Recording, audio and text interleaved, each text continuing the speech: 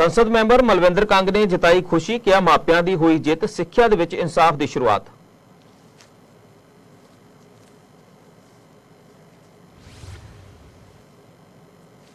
युद्ध नशियां दे विरुद्ध तहत 69 होर नशा तस्कर गिरफ्तार, नशीलियां गोलियां ते ड्रग मनी बरामद।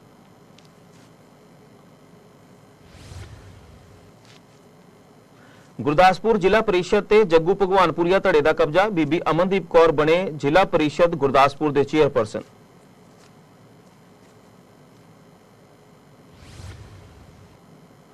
पटियाला पुलिस की बड़ी कार्रवाई, 15 हथियारों समेत खतरी गैंग के 4 मैंबर गिरफ्तार।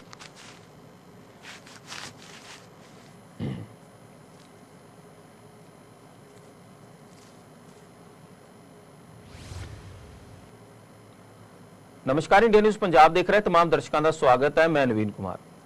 पंजाब की सियासत एक बार फिर तो गर्म हो रही है और 2027 ਦੀਆਂ विधान सभा चोणां ਨੂੰ ਲੈ ਕੇ सियासी पार्टियां ने अपनियां रणनीतियां तेज कर ਦਿੱਤੀਆਂ ਨੇ। ਇਸੇ ਦਰਮਿਆਨ ਕਾਂਗਰਸ ਦੇ ਸੀਨੀਅਰ ਆਗੂ ਅਤੇ ਪੰਜਾਬ ਮਾਮਲਿਆਂ ਦੇ ਇੰਚਾਰਜ ਭੁਪੇਸ਼ ਬਘੇਲ ਦੇ ਨਾਲ ਖਾਸ ਗੱਲਬਾਤ ਕੀਤੀ ਗਈ। ਇਸ ਗੱਲਬਾਤ ਦੇ ਦੌਰਾਨ ਉਹਨਾਂ ਨੇ ਪੰਜਾਬ ਦੀ ਮੌਜੂਦਾ ਸਿਆਸਤ, ਆਮ ਆਦਮੀ ਪਾਰਟੀ ਅਤੇ ਭਾਜਪਾ ਤੇ ਨਿਸ਼ਾਨਾ ਸਾਧਿਆ। ਇਸ ਦੇ ਨਾਲ ਹੀ ਉਹਨਾਂ ਨੇ ਰਾਹੁਲ ਗਾਂਧੀ ਦੀ ਭੂਮਿਕਾ, ਕਿਸਾਨਾਂ ਦੇ ਮੁੱਦੇ, केंद्र ਅਤੇ पंजाब सरकार की कारगुजारी समेत कई अहम मुद्दों के उत्ते अपना पक्ष रखा। आओ सुनते हैं भूपेश बघेल के नाल एक खास गलबात। नमस्कार। पंजाब में चुनाव की सरगर्मियां तेज हो गई हैं। हमारे साथ बात करने के लिए पंजाब के प्रभारी भूपेश बघेल हैं। उनसे समझ लेते हैं आखिर पंजाब में चल क्या रहा है। सर, बहुत स्वागत है आपका इंडिया न्यूज़ पे। जी नमस्कार। आपकी लंबी बैठक चली, तमाम तरह की चीज़ें बाहर आई, उसके बाद कहा कि सब ठीक नहीं है, लेकिन आपने विक्ट्री का साइन दिखाया और कहा ऑल इज़ वेल। क्या वाकई वेल था या चीज़ें जम नहीं पा रही थी, गुटबाजी अंदर भी थी? देखिए, पंजाब में अभी जो मेरा पिछला दौरा था वो संगठन को मजबूती देते हुए चुनाव की तैयारी करना, इसलिए हमने प्रत्येक जो संगठन है वहाँ, चाहे जिला कांग्रेस कमेटी के अध्यक्षगण हो, चाहे पीसीसी के कार्यकारिणी के सदस्य हों, उनके अलग बैठक, युवक कांग्रेस की बैठक, फ्रंटल ऑर्गेनाइजेशन की बैठक, तो अलग अलग संगठनों के हम लोगों ने मीटिंग की। और इसी के साथ साथ सैकड़ों लोगों से, पूरे प्रदेश भर से आए हुए साथियों से, चाहे वो युवक कांग्रेस के हो, चाहे महिला कांग्रेस के हो, चाहे सेवा दल के हो, विभिन्न सामाजिक संगठन हो, चाहे वो हमारे वरिष्ठ नेतागण हों, वो भी आए। बहुत सारे नेताओं के घर में खुद भी गया, जिसमें किसी के घर में नाश्ता खाने थे, किसी को दोपहर में भोजन, तो किसी रात्रि में भोजन। तो ये सब लगातार होते रहा पूरे पंजाब। पुरानी जमीन टटोल रहे थे क्या आप? टटोलने वाली बात नहीं है। जब अपन लड़ाई में जाते हैं ना, तो परिवार के सदस्यों को, या किसी के यहाँ शादी ब्याह हो तो परिवार के सदस्यों को पहले पूछा जाता है, उससे मिला जाता है और फिर सबको काम बांटा जाता है।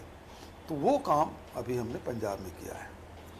चन्नी कह रहे हैं, मान नहीं रहे, द्वंद्व बढ़ता जा रहा है। आप कोशिश तो भरसक कर रहे हैं क्योंकि हम आपको ज़मीन पे देखे हैं। चन्नी नहीं मान रहे हैं, प्रदेश अध्यक्ष को हटाने की बात हो रही है, तमाम सारी चीज़ें, खिचड़ी बन रही है। क्या वो खिचड़ी ही रह जाएगी कि दाल और चावल अलग हो जाएगा? देखिए, चन्नी साहब हमारे वर्किंग प्रेसिडेंट हैं, CWC मेंबर हैं, और चन्नी साहब हमारे पूर्व मुख्यमंत्री हैं, वरिष्ठ नेता हैं, स्थिति परिस्थिति को सब समझते हैं। उनसे भी मुलाकात हुई, चर्चा हुई, और हाईकमान के फैसले के खिलाफ में कोई नहीं है, सब हाईकमान के फैसले के साथ हैं। तो नाराज़गी जैसी कोई बात तो है ही नहीं, सब बल्ले बल्ले, सब बल्ले बल्ले। एक और चीज़ है, इंडिया गठबंधन की जब बात होती है तो आम आदमी पार्टी साथ खड़ी नज़र आती है, लेकिन वहाँ पर स्थिति अलग है। वहाँ अभी वो सत्ता में है, तमाम सारी चीज़ें हैं, आप लोग भी सवाल उठाते हैं। तो क्या माना जाए, टारगेट उन्हीं को करके चला जाएगा या भारतीय जनता पार्टी भी रेस में रहेगी? क्योंकि अकाली भी मजबूत होने की कोशिश कर रही है। पहली बात तो ये स्पष्ट समझ लीजिए कि कांग्रेस पार्टी हमेशा जो हाईकमान का जो दृष्टिकोण है, किस राज्य में किस पार्टी के साथ समझौता होगा या नहीं होगा, ये स्टेट लीडरशिप के ऊपर रहता है। पिछले लोकसभा चुनाव में आप देख लीजिए कि पंजाब के स्टेट लीडरशिप ने कहा कि हम आम आदमी पार्टी के साथ मिलकर नहीं लड़ेंगे, उनके खिलाफ लड़ना है हमको। और इस बात का ऑनर हाईकमान ने किया और वहाँ नहीं लड़े। तो हुआ ये कि 13 में से 7 कांग्रेस जीती, 3 आम आदमी पार्टी। तो वहाँ तो मुख्य प्रतिद्वंदी ही आम आदमी पार्टी है, क्योंकि सरकार में है, लड़ाई उनसे है, उसकी नाकामी है, उसके भ्रष्टाचार हैं, उसके शासनकाल में ड्रग का, नशीली पदार्थों का व्यापक असर है पूरे प्रदेश भर में, और कानून व्यवस्था नाम की कोई चीज़ नहीं है। आपने तमाम सारे मुद्दे गिनवाए, ड्रग्स छत्तीसगढ़ भी है उसमें और तमाम सारे राज्य, क्योंकि बॉर्डर का इलाका है। एक सुरक्षा का भी बहुत बड़ा मुद्दा है, क्योंकि पाकिस्तान से बहुत बड़ा हिस्सा है जो पंजाब का लगता है। आपने लॉ एंड ऑर्डर का भी जिक्र किया, तो क्या माना जाए ये सब ही मुद्दे रहेंगे कि और भी मुद्दे रहेंगे? क्योंकि नशा सबसे बड़ा मुद्दा है, पलायन एक बहुत बड़ा मुद्दा है। भाई, किसी भी लोकप्रिय सरकार की पहली कसौटी ये है कि जान माल की सुरक्षा, लॉ एंड ऑर्डर, और इस मामले में भगवंत मान की सरकार पूरी तरह से फेल है। अभी परसों की बात है, मोगा में थाना ग्रेनेड से हमला हो गया। आए दिन व्यापारियों की खुलेआम दिन दहाड़े हत्या हो रही है। शादी में किसी गोली मार के लोग चल देते हैं। तो आज आम आदमी असुरक्षित है। दूसरा जो सवाल आपने किया, क्योंकि बॉर्डर एरिया पाकिस्तान की सीमा से लगा हुआ राज्य है, और उसका से पंजाब एक महत्वपूर्ण राज्य है हमारे देश का। तो वहाँ जो स्थिति बन रही है कि देखिए, जो बॉर्डर में पहले केवल 5 किलोमीटर का एरिया था, सीमा से लग के 5 किलोमीटर, जो सेंट्रल गवर्नमेंट के पैरामिलिट्री फोर्स वहाँ देखा करती थी, लेकिन अब उसको बढ़ा के 25 किलोमीटर कर दिया गया है, दायरा बढ़ाया गया, दायरा बढ़ा दिया है। और ड्रग्स जो आ रहे हैं वो पाकिस्तान से आ रहे हैं, है ना। तो फिर पुलिस भी असफल और पैरामिलिट्री फोर्स भी असफल। इसका मतलब ये है कि ड्रग का यदि विस्तार हुआ है, नशीली पदार्थों का विस्तार यदि पंजाब में हुआ है, फैला है, तो इसके लिए फिर केंद्र सरकार भी जिम्मेदार है और राज्य सरकार भी जिम्मेदार है। एक और सवाल है सर, आपने कहा कि हम लड़ाई आम आदमी पार्टी से लड़ रहे हैं, तो क्या भारतीय जनता पार्टी को आप वहाँ आंकते ही नहीं हैं या दौड़ में ही नहीं हैं? क्योंकि अकालियों से कुछ गठबंधन की चर्चाएं हैं और ये तमाम सारी चीज़ें बाहर आ रही हैं। देखिए, पंजाब है सेकुलर स्टेट है, और इस कारण से भारतीय जनता पार्टी पैर जमा नहीं पाई। अकाली दल के साथ गठबंधन करके भले सरकार में आए, लेकिन अपना विस्तार नहीं कर पाए। अभी पिछले दिनों जो राम मंदिर का जो मामला आया, उसका प्राण प्रतिष्ठा हुआ, तो उस समय निश्चित रूप से वोट परसेंट लोकसभा समय बढ़ा, लेकिन सीट में कन्वर्ट नहीं हुआ। तो अब तो उसी अयोध्या के राम मंदिर के कारण जो अभी जो चोरी हुई है, चढ़ावे की चोरी नहीं, डकैती कहा जा सकता है, तो जमीन का मामला है, चंदा के मामला है और चढ़ावा का मामला है। इससे पूरे देश भर में या दुनिया में भारतीय जनता पार्टी और आरएसएस, विश्व हिंदू परिषद, इसकी थू-थू हो गई है। मैं नहीं समझता उसका कोई फ़ायदा भारतीय जनता पार्टी को मिलेगा। ग्रामीण क्षेत्र में तो बिल्कुल नहीं है, शहरी क्षेत्र में उनका थोड़ा बहुत प्रभाव था, अब उसमें भी कमी आ जाएगी। सर, दो चीज़ें हैं, चूंकि आप ज़मीन तलाश रहे हैं, ज़मीनों पे लोगों से मिल रहे हैं, वहाँ पर कन्वर्जन बहुत बड़ा है, ऐसी चर्चाएं हैं, कई सारी रपटें ये बताती है। एक दूसरी ऐसी चीज़ है, दिल्ली में जो आंदोलन हुए, सब ने देखे, आपने भी देखा, आप भी गए, किसान बहुत नाराज़ नज़र आए। तो क्या इन चुनावों में एक बड़ा मुद्दा रहेंगे ये दोनों चीज़ें? देखिए, जहाँ तक के कन्वर्जन का मामला है, तो ये तो भारतीय जनता पार्टी के प्रिय विषय है ना, वो हर जगह बात करती है। लेकिन अभी छत्तीसगढ़ में फंस गए, अभी उसके कारण से कानूनी व्यवस्था की स्थिति बन रही है, वो संभाल नहीं पा रहे हैं। ये बात जाके नॉर्थ ईस्ट में नहीं बोल सकते, जहाँ उसकी सरकार है। और बांग्लादेशी का मामला भी अब पंजाब में वो नहीं बोल पाएंगे, है ना। दूसरी जगह में तो बोले हैं, वो इशू भी खत्म। और तीसरा जो बात आपने कही वो कौन सा था? किसान किसान तो बड़ा मामला है पंजाब का। क्योंकि पंजाब के किसान ही साल भर वहाँ बैठे, 700 लोगों की शहादत हुई, दिल्ली घेर के बैठे रहे, तो किसान तो उसको स्वीकार ही नहीं करेंगे। पहले तो वहाँ के किसान 700 लोगों की जो शहादत हुई है उसका हिसाब मांगेंगे भारतीय जनता पार्टी से। सर, एक चीज़ का आपने जिक्र किया कि बांग्लादेश का मुद्दा वहाँ नहीं चलेगा। जब बंगाल में सरकार आती है तो फेंसिंग और तमाम सारी चीज़ें, बॉर्डर का एक बहुत बड़ा इशू था। पंजाब की भी स्थिति कमोबेश वही है। बॉर्डर बहुत लंबा इलाका है जो पाकिस्तान और आसपास का बॉर्डर दूसरे देश से कवर करता है। तो क्या माना जाए कि ये मुद्दा रहेगा या नहीं रहेगा? आपने कहा कि बांग्लादेश मुद्दा वहाँ नहीं हो सकता, इसके पीछे की क्या वजह है? भाई देखिए, ये पाकिस्तान से लगा हुआ एरिया है। दूसरा बिहार है, बंगाल है, वहाँ से लोग चला लिए।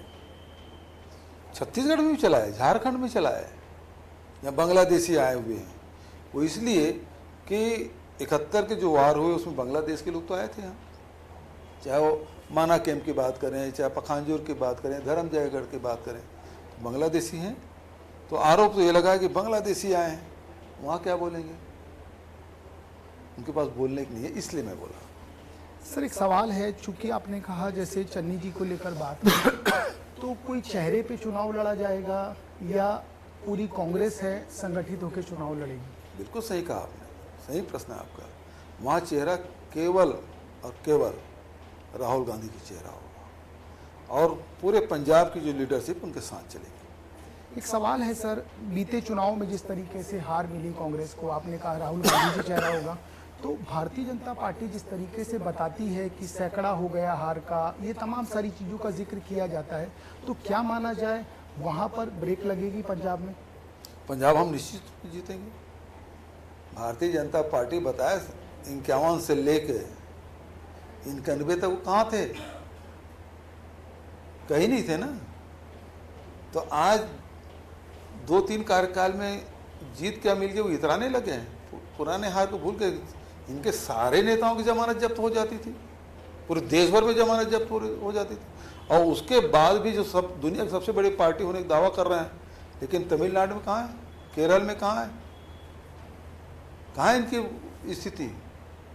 आज भी वहाँ कुछ नहीं, जीरो है। चुनाव लड़ाने में भूपेश बघेल की मास्टरी कही जाती है। संगठन में आप जिस तरीके से लंबे समय तक काम कर रहे हैं, क्या माना जाए कि पंजाब में भी आप नेताओं से मिल रहे हैं, कुछ को लाने की तैयारी है, जोड़ घटा की अभी से कवायद शुरू हो गई है, कुछ लोगों से बात चल रही अब है? चुनाव नज़दीक है वहाँ, तो अब तो पूरे मतलब हमारे पूरे चुनाव जो मशीनरी है वो पूरी तरह सक्रिय हो चुकी है। कैप्टन अमरिंदर सिंह बीते दिनों नाराज हो गए, जन्मदिन पे बधाई नहीं दी, कहा मैंने उम्मीद नहीं की थी, फिर जाके दिल्ली मुलाकात की। आपकी बात हुई थी? नहीं, मेरी मुलाकात नहीं हुई। देखिए, कैप्टन अमरिंदर सिंह बड़े कद के नेता है। आज भले हमारे साथ नहीं है, बीजेपी में है, लेकिन वो जो बोलते हैं साफ बोलते हैं। और उन्होंने क्या कहा कि कांग्रेस बेहतर पार्टी थी। राहुल गांधी जी को मेरे पास बर्थडे विश आया, लेकिन उसके बाद क्या हुआ? ईडी का सम्मन्स आ गया, है ना। तो भारतीय जनता पार्टी अपने दल के लोगों के खिलाफ भी, हम लोग खिलाफ तो करते हैं, ईडी, सीबीआई, ये सेंट्रल एजेंसी, सबका उपयोग तो नहीं, दुरुपयोग ये करते हैं। आपने एक जिक्र किया सरकारी एजेंसी और आपका नाता बहुत करीब रखा है भारतीय जनता पार्टी का, आपने जिक्र किया। क्या पंजाब में भी ये स्थिति नजर आ रही है क्या? जब आप जमीन पे उतरे, आपने चीजें देखी, और आम आदमी पार्टी के लिए क्या रुख वहाँ बीजेपी का नजर आता है? देखिए, आम आदमी पार्टी और बीजेपी एक ही थैली के चट्टे बट्टे हैं, और दोनों की कार्यशैली एक ही जैसी है। जो विरोधी हैं, जो आपके विचार से सहमत नहीं हैं, तो ये असहमति का सम्मान ये कभी नहीं कर सकते, इनके सिद्धांत में नहीं है। जो असहमत होगा उसको कुचल देंगे, समाप्त कर देंगे। तो भारतीय जनता पार्टी भी करती है, आम आदमी पार्टी भी वहाँ कांग्रेस के कार्यकर्ताओं को कुचलने के लिए कोई कसर नहीं छोड़ा। हमारे जो निचले स्तर के कार्यकर्ता हैं उनके खिलाफ कितने FIR के, कितने पर्चे डाल दिए। पंजाब की वित्तीय स्थिति की यदि बात की जाए बहुत ज़्यादा दयनीय है। आपने भी देखा, वहाँ के सिस्टम को समझा। क्या माना जाए, चीज़ें बदलती हैं तो बहुत मेहनत के साथ नया पंजाब बनाना पड़ेगा या चीज़ें स्ट्रीमलाइन हो जाएंगी? निश्चित रूप से नया पंजाब ही बनाना पड़ेगा हमको। वित्तीय संसाधन नए जुटाने पड़ेंगे और लोगों के वेलफेयर में नई योजनाएं भी बनाएंगे। हमारे घोषणा पत्र समिति बन चुकी है और वो सभी वर्गों के बीच में सभी बड़े शहरों में जाकर बात करके घोषणा पत्र बनाएंगे। सर, एक आखिरी सवाल है। तमिलनाडु ने आप लोगों को ऑक्सीजन दी। राहुल गांधी और जो तस्वीर थी विजय की, वो तस्वीर सोशल मीडिया पे बहुत ज़्यादा प्रसारित हुई। उसके बाद जिस तरीके से अभी नीट और तमाम एग्ज़ाम में राहुल गांधी ने तमाम सभाओं को संबोधित किया, क्या माना जाए कि ये ऑक्सीजन काम आएगी पंजाब में? देखिए, राहुल गांधी जी पंजाब में सबसे लोकप्रिय नेता है और देश के भी। जहाँ जहाँ भी अन्याय हो रहा है, अत्याचार हो रहा है, राहुल जी वहाँ खड़े हैं। किसी गरीब के साथ, किसी अनुसूचित जाति के साथ, जनजाति के साथ, महिलाओं के साथ, तो कमज़ोर का जो सहारा है वो राहुल गांधी है और हमेशा वो खड़े हो जाते हैं, चाहे किसान हो चाहे मजदूर हो। और जहाँ देखिए पेपर लीक हुआ, राहुल जी खड़े हैं। देश के में अन्याय हो रहा है, राहुल जी खड़े हैं। जंगलों की कटाई हो रही है, राहुल जी वहाँ खड़े हैं। तो जहाँ अन्याय अत्याचार हो रहा है, राहुल जी वहाँ है। तो ये पचा क्यों नहीं पाते? उस चीज़ को पोर्ट्रे करके गलत दिशा में ले जाते हैं कि देश खराब कर देंगे, देश तोड़ देंगे। ये परिस्थिति क्यों बना देती है बीजेपी? देखिए, बीजेपी का काम तो ये है कि राम नाम जपना, पराया माल अपना, देश का माल अपना। और सब पैसा जो धन जा रहा है वो एक व्यक्ति के पास जा रहा है। ये उसके लिए सरकार चला रहे हैं। अभी तो रीशफलिंग की भी तैयारी की जा रही है। सुनने में आ रहा है कि डेप्यूटी प्राइम मिनिस्टर होंगे, तमाम सारी चीज़ें होंगी। तो कुछ इसका हल निकलेगा?